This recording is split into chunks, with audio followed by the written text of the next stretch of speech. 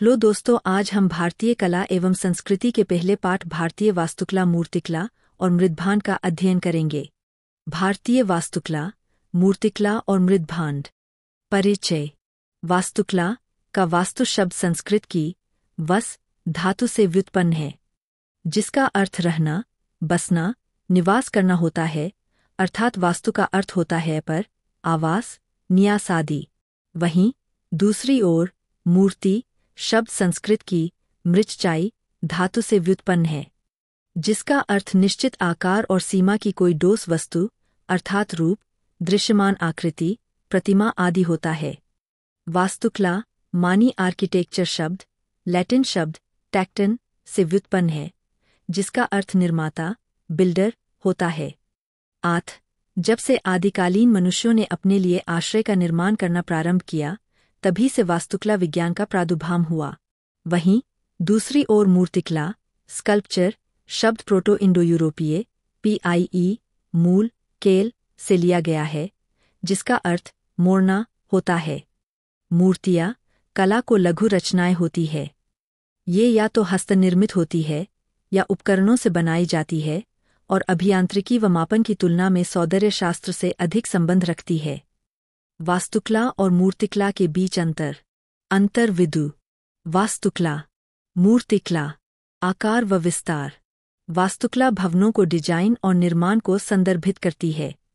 मूर्तियाँ कला की अपेक्षाकृत लघु त्रिआयामी रचनाएं होती है। प्रयुक्त सामग्री। वास्तुकला में सामान्यतः पत्थर, लकड़ी, कांच, धातु, रेत आदि जैसी विभिन्न प्रकार की सामग्रियों के मिश्रण का उपयोग किया जाता है, जबकि मूर्तियाँ सामान्यतः एक प्रकार की सामग्री से ही बनी होती है। सिद्धांत। वास्तुकला में अभियांत्रिकी और गणित का अध्ययन समावेशित होता है। इसके लिए विस्तृत और सटीक मापन की आवश्यकता होती है। मूर्तिकला में रचनात्मकता और कल्पना का समावेश होता है और यह सटीक मापन पर बहुत अधिक निर्भर नहीं होती है। उदाहरण: ताजमहल, लाल किला आदि। नटराज, नर्तकी की कांस्य मूर्ति आदि। भारतीय वास्तुकला। भारतीय कला और वास्तुकला की कहानी विकास की कहानी है।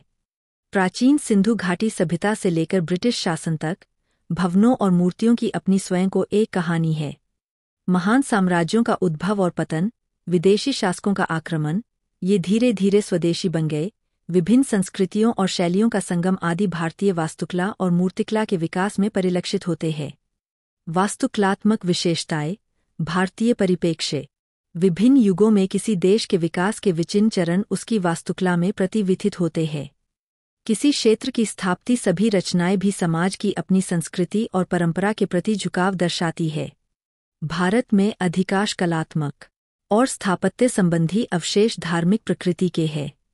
भारत के प्रारंभिक मंदिरों में उत्तर प्रदेश में देवघर का मंदिर, मध्य प्रदेश में नचना कुठार का मंदिर शामिल है, जो संरचना में सरल है।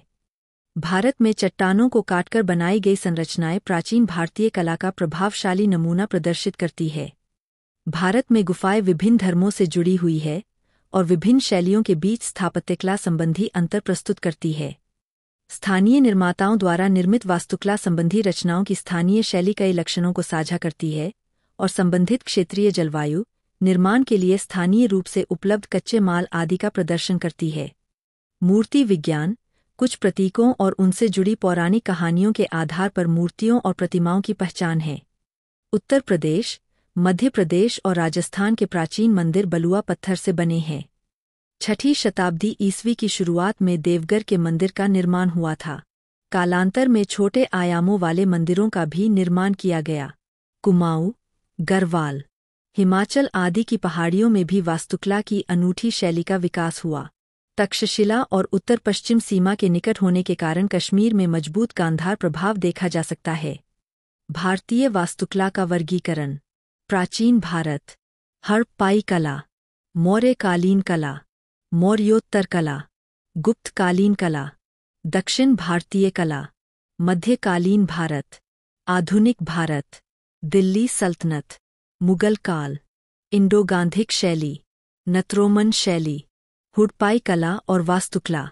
ईसा पूर्व 3री सहस्राब्दी को उत्तरार्ध में सिंधु नदी के तट पर एक समृद्ध सभ्यता का प्रादुर्भाव हुआ, जो आगे चलकर उत्तर पश्चिम और पश्चिम भारत के विशाल भाग में फैल गई, जिसे हड़प्पा सभ्यता या सिंधु घाटी सभ्यता के रूप में जाना जाता है। जीवंत कल्पना और कलात्मक संवेदनशीलता इस प्राचीन सभ्यता की विशिष्टता थी, जो उत्खनन स्थलों पर पाई गई अनेकानेक मूर्तियों, मोहरों, मृद्भांडों, आभूषणों आदि से प्रकट होती है। इस सभ्यता के दो प्रमुख स्थल हड़प्पा और मोहनजोदड़ो शहरी नियोजन के आरंभिक और सर्वोत्तम उदाहरणों में से एक है। सड़कों का नियोजित नेटवर्क, मकान तथा जल निकास प्रणाली इस युग के दौरान विकसित नियोजन और अभियांत्रिकी कौशल का प्रमाण है। सिंधु घाटी सभ्यता के कुछ महत्वपूर्ण स्थल और उनकी पुरातात्विक प्राप्तियां। हड़प्पा, पाकिस्तान रावी नदी के तट पर विशाल चबूतरों वाले छह अन्नागारों को दो कतारें, लिंग और योनि के पाषाण प्रतीक, मातृदेवी की मूर्ति, लकड़ी की ओखली में गेहूं और जी, पासा, ताम्र तुला और दर्पण। इसके अतिरिक्त कांस्य धातु की बनी हिरण का पीछा करते हुए कुत्ते की मूर्ति और लाल बलुआ पत्थर से बना पुरूपधर खुदाई में प्राप्त किए गए हैं। मोहनजोदड़ो, पाकिस्तान सिंधु नदी के तट पर गढ़ी बृहत स्नानागार, बृहत अन्नागार, दारी बाले पुजारी की मूर्ति, नर्तकी की प्रसिद्ध कांस्य मूर्ति और पशुपति मोहर।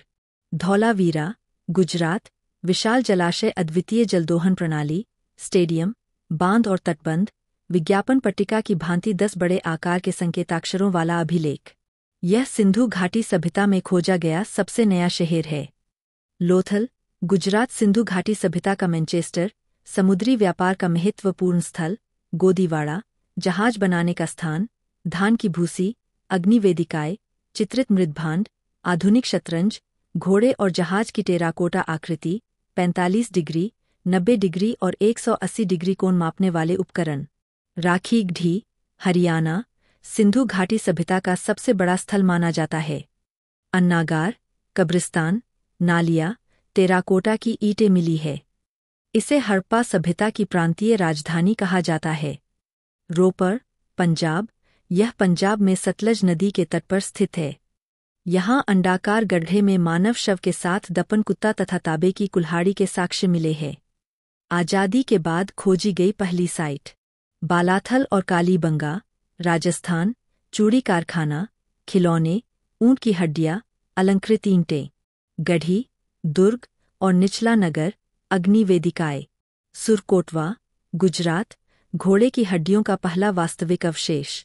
बनवाली, हरियाणा, सूखी हुई सरस्वती नदी पर खिलौना हल, जी, लाजवर्द, अग्निवेदिया, अंडाकार आकार की बस्ती, अरिये, रेडियल, गलियों वाला एकमात्र नगर। आलमगीरपुर, उत्तर प्रदेश, यमुना के तट पर मेरठ, उत्तर प्रदेश में सिंधु घाटी सभ्यता का सबसे पूर्वी स्थल।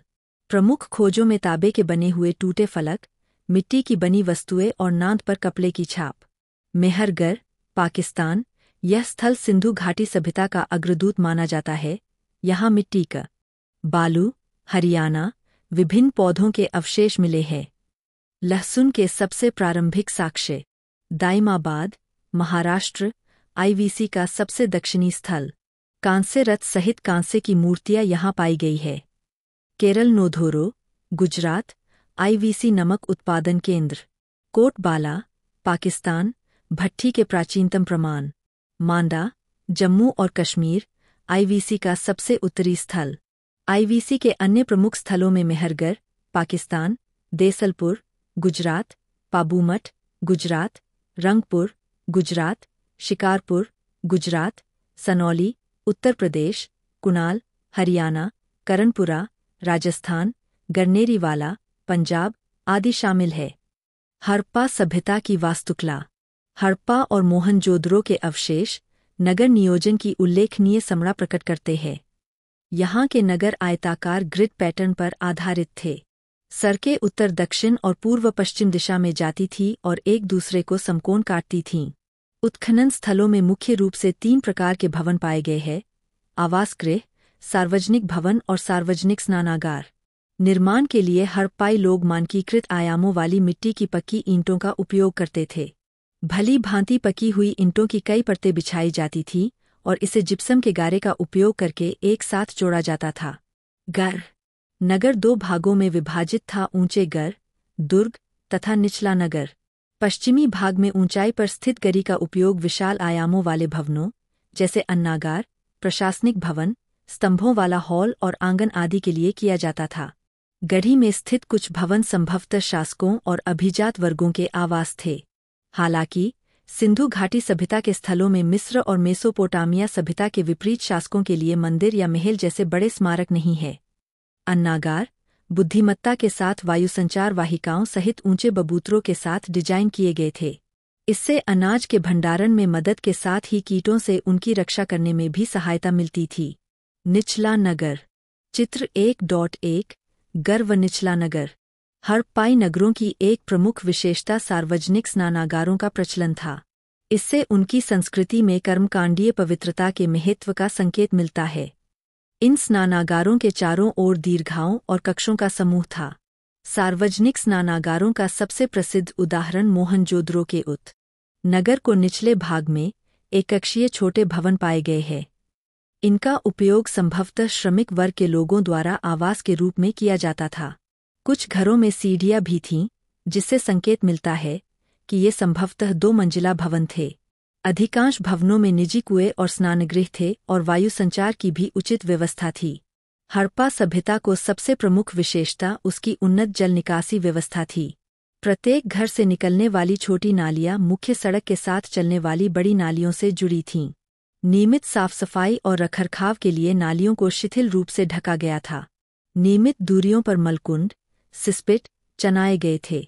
व्यक्तिगत और सार्वजनिक दोनों प्रकार की स्वच्छता पर प्रभावशाली बल दिया गया। कई स्थानों पर कुओं की उपस्थिति भी देखी गई है। चित्र 1.2 मोहनजोदड़ो का बृहत् स्नानागार। कई विद्वानों का तर्क है कि टिग्रिस यूफ्रेंस दजलाफरात घाटी के मेसोपोटामियाई लोग सिंधु घाटी सभ्यता को मेलुहा कहते थे। मेसोपोटामिया में सिंधु घाटी सभ्यता की कई मोहरें मिली है। हड़प्पाई सभ्यता की मूर्तियाँ। हड़प्पाई मूर्तिकार त्रिआयामी कृतियों से व्यवहार करने में बहुत कुशल थे। यहाँ से अत्यधिक मात्रा में मोहरें, कांस्य मूर्तियाँ और मृद्भांड प्राप्त हुए हैं। मोहर। पुरातत्वविदों को सभी उत्खनन स्थलों से अलग अलग आकार व प्रकार की कई मोहरें मिली है। जहाँ अधिकतर मोहरें वर्गाकार है, तो वही त्रिकोणीय, आयताकार और वृत्ताकार मोहरों के उपयोग के भी साक्ष्य प्राप्त हुए हैं। यद्यपि मोहर बनाने के लिए नदी तल में पाए जाने वाले मुलायम पत्थर, स्टेटाइट, सेलखड़ी का सर्वाधिक उपयोग किया जाता था, लेकिन अगेट, चट, तांबा, काचाब, फायंस और टेराकोटा, पक्की मिट्टी की भी मोहरें मिली है। सोने और हाथी दांत की मोहरों के भी कुछ उदाहरण मिले हैं। अधिकतर मोहरों पर चित्राक्षर लिपि, पिक्टोग्राफिक स्क्रिप्ट में मुद्रालेख भी है तथा इन्हें अभी तक पढ़ा नहीं जा सका है। लिपि अधिकांशतः दाएं से बाएं लिखी जाती थी, लेकिन द्विदिशात्मक लेखन शैली अर्थात एक पंक्ति में दाएं से बाएं और दूसरी पंक्ति में बाएं से दाएं भी पाई गई है। इन पर पशुओं की आकृतियां, आमतौर पर पांच, भी मौजूद है, जिन्हें सतहों पर उत्कीर्णित किया गया है। सामान्य कुबड़दार बैल, गेड़ा, बाघ, हाथी, गैस व पर गाय का कोई साक्ष्य नहीं मिला है। सामान्यतः मोहरों पर एक ओर पशु या मानव आकृति है और दूसरी ओर मुद्रालेख है या दोनों ओर मुद्रालेख है। साथ ही कुछ मोहरों पर तीसरी ओर भी मुद्रालेख है। मोहरों का मुख्य रूप से व्यावसायिक प्रयोजनों के लिए उपयोग किया जाता था और वे संचार में सहायक होती थीं। मेसोपोटामिया में विभिन्न मोहरों की खोज और लोथल जैसे विभिन्न स्थलों से यह तथ्य पता चलता है कि मोहरों का बड़े पैमाने पर व्यापार के लिए उपयोग किया जाता था। एक छेद वाली कुछ मोहरें शवों के साथ भी पाई गई है। इससे पता चलता है कि संभवतः इनका प्रयोग ताबीज के रूप में किया जाता था। संभवतः इनके धारक द्वारा पहचान के रूप में इनका प्रयोग किया जाता रहा होगा। कुछ मोहरों पर गणितीय आकृतियां भी मिली है। संभवतः इनका उपयोग शैक्षणिक उद्देश्यों के लिए भी किया जाता होगा। स्वस्तिक सदृश डिजाइन वाली मोहरें भी पाई गई है। मुख्य मोहरों में शामिल है पशुपति की मोहर, यूनिकॉर्न, गेंडा एक श्रृंगी जानवर वाली मोहर। पशुपति बाली मोहरह मोहनजोदड़ो से मिली स्टेटाइट सेलखड़ी की मोहर में पालथी मारकर बैठे मानव आकृति या देवता को दर्शाया गया है। पशुपति के रूप में संदर्भित इस आकृति ने 3 सींगों वाला मुकुट पहना है और चारों ओर पशुओं से घिरी है। आकृति के बाईं ओर हाथी और बाघ है, जबकि दाईं ओर गेंडा और भैंस दिखाई देते हैं। आकृति के आसन के नीचे 2 हिरन दर्शाए गए हैं। कांस्य मूर्तियाँ। हड़प्पा सभ्यता व्यापक पैमाने पर कांसे की ढलाई की प्रथा की साक्षी थी। कौसे की मूर्तियों को लुप्त मोम तकनीक, लॉस्ट वैक्स स्टेचनी प्लस क्यू या सायपर्ड्यू का उपयोग करके बनाया जाता था। इस तकनीक में मोम की मूर्तियों पर पहले गीली मिट्टी का लेपन किया जाता था और तब सूखने दिया जाता था। इसके बाद मिट्टी से लेपित मूर्तियों को गर्म किया जाता था, जिससे अंदर की मोम पिघल जाती थी। फिर एक छोटे से छेद के माध्यम से मोम को बाहर निकाल दिया जाता था और खोखले सांचे के अंदर पिघली हुई धातु डाली जाती थी। धातु के ठंडा हो जाने और जम जाने के बाद मिट्टी का लेप हटा दिया जाता था और जैसी मोम की आकृति होती थी, उसी आकार की धातु की आकृति तैयार हो जाती थी। आज भी इसी तकनीक का देश के कई भागों में प्रचलन है। उदाहरण मोहनजोदड़ो की कांस की नर्तकी लड़की, कालीबंगा का कांसे का बैल आदि। नर टेराकोटा। टेराकोटा मूर्तियों बनाने के लिए पकी हुई मिट्टी को उपयोग किया जाता है। कांसे के मूर्तियों की तुलना में टेराकोटा की मूर्तियां कम संख्या में पाई गई है और आकार एवं रूप में अपरिष्कृत है। इन्हें पिंचिंग विधि, पिंचिंग मेथड का उपयोग करके बनाया जाता था और ये अधिकांशतः गुजरात और कालीबंगा के स्थलों से मिली है। उदाहरण मातृदेवी की मूर्ति, सींग वाले देवता का मुखौटा, खिलौने आदि। मातृदेवी, मदर गॉडेस की मूर्तियां अनेक सिंधु स्थलों से मिली है, जिससे इनके महत्व का पता चलता है। यह उन्नत वक्षस्थल पर लटके हुए कंठहार से सुसज्जित एक खड़ी महिला की मूर्ति है। यह धोती, कटिवस्त्र और करधनी पहने हुए है। इसने पंखाकार मुकुट भी धारण किया पहना हुआ है। चेहरे के रूपांकनों को भी बहुत अनगर ढंग से दिखाया गया है तथा इसमें कुशलता का अभाव है। संभवतः इसकी पूजा समृद्धि के लिए की जाती थी। वह उर्वरता की भी देवी रही होंगी। वाड़ी वाले पुजारी, बियर्डेड प्रीस्ट, मोहनजोदड़ो से प्राप्त सेलखड़ी मूर्ति की अर्ध प्रतिमा, शरीर का ऊपर हिस्सा। यह तिप्तिया, ट्रेफोइल पैटर्न वाली शॉल में लिपटे एक दाढ़ी वाले व्यक्ति की मूर्ति है, जिसकी आंखें लंबी है तथा आधी बंद है, जैसे कि वह ध्यान मुद्रा में हो। इस मूर्ति के दाहिने हाथ पर एक बाजूबंद और सिर पर सादी बुनी हुई पट्टिका है। लाल बलुआ पत्थर से निर्मित पुरुष धर शरीर की मूर्ति हड़प्पा से प्राप्त हुई है। इस धर की दिशा आगे की ओर है। इसके कंधे अच्छी तरह से पके हुए हैं और पेट निकला हुआ है। संभवतः सिर और भुजाओं को जोड़ने के लिए गर्दन और कंधों में सॉकेट छिद्र है। मृद्भांड। उत्खनन स्थलों से मिले मृद्भांडों को मोटे तौर पर दो प्रकारों से वर्गीकृत किया जा सकता है: सादे मृद्भांड और चित्रित मृद्भांड। चित्रित मृद्भांडों को काले व लाल मृद्भांडों के रूप में भी जाना जाता है, क्योंकि इसमें पृष्ठभूमि को रंगने के लिए लाल रंग का प्रयोग किया जाता था और चमकदार काले रंग का प्रयोग लाल पृष्ठभूमि पर डिजाइन और आकृतियां बनाने के लिए किया जाता था। वृक्ष, पक्षी, पशुओं की आकृतियां और ज्यामितीय प्रतिरूप चित्रों के आवर्ती विषय थे। पाए गए अधिकांश मृद्भांडों में से चाक पर बनाए गए मृद्भांड अति उत्तम हैं। इसके साथ ही कुछ हाथ से भी बने थे। रंग बिरंगे मृद्भांडों के भी कुछ उदाहरण मिले हैं, हालांकि ये बहुत ही दुर्लभ है। मृद्भांडों का उपयोग संभवतः 3 मुख्य उद्देश्यों के लिए किया जाता था। एक, सादे मृद्भांडों का मुख्य रूप से उपयोग अनाज और पानी के भंडारण आदि जैसे घरेलू प्रयोजनों के लिए किया जाता था। 2 छोटे पात्रों, सामान्यतः आकार में आधे इंच से भी कम, का सजावटी प्रयोजनों के लिए प्रयोग किया जाता था। 3 तल में बड़े छेद और बगल में छोटे छेदों वाले कुछ छिद्रित मृद्भांड भी होते थे। संभवतः इनका उपयोग शराब उलटने के लिए किया जाता था।